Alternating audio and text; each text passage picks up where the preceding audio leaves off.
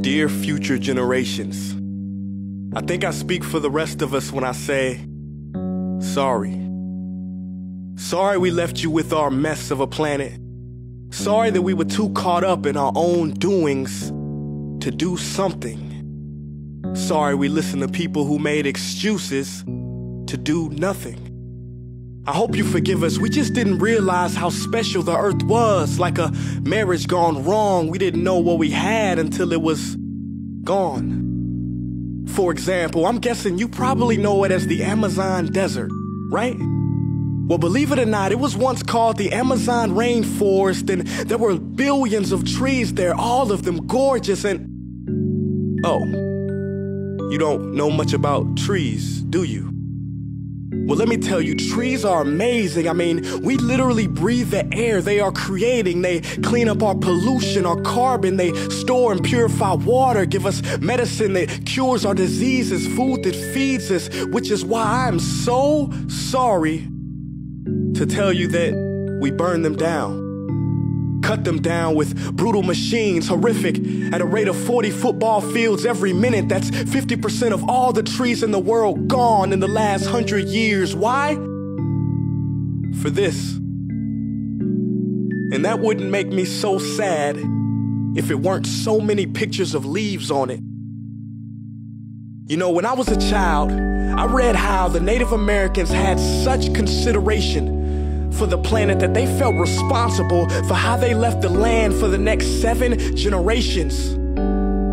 Which brings me great sorrow, because most of us today don't even care about tomorrow.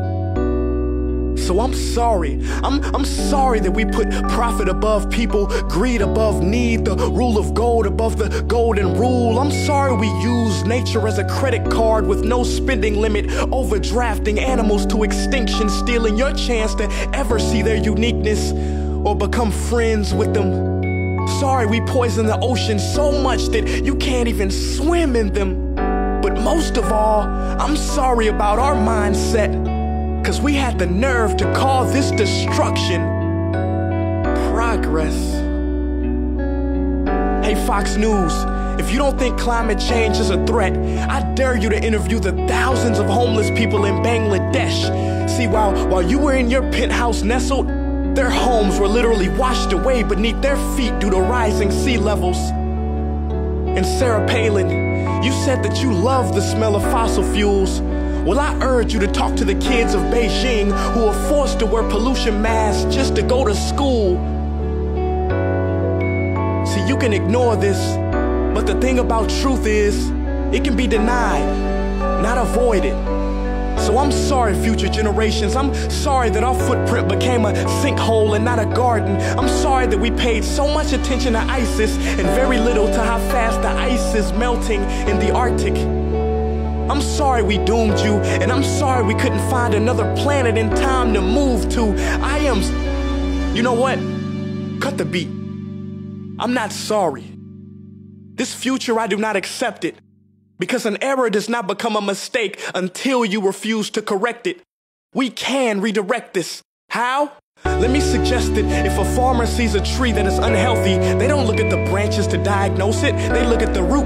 So like that farmer, we must look at the root, and not to the branches of government, not to the politicians run by corporations. We are the root, we are the foundation. This generation, it is up to us to take care of this planet. It is our only home. We must globally warm our hearts and change the climate of our souls and realize that we are not apart from nature, we are a part of nature. And to betray nature is to betray us. To save nature is to save us. Because whatever you're fighting for, racism or poverty, feminism, gay rights, or any type of equality, it won't matter in the least. Because if we don't all work together to save the environment, we will be equally extinct. Sorry.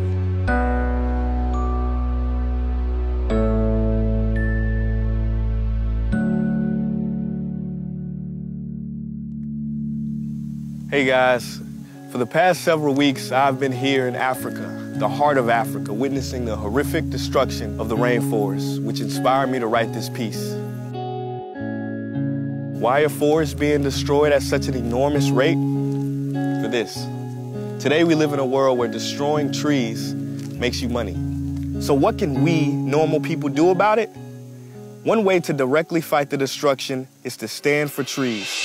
By standing for trees, not only can you save the lives of trees, help forest communities, and protect the rights of animals to live in their homes, but you will also balance the amount of pollution that you yourself give off with your everyday activities, making you a part of the solution and not the problem.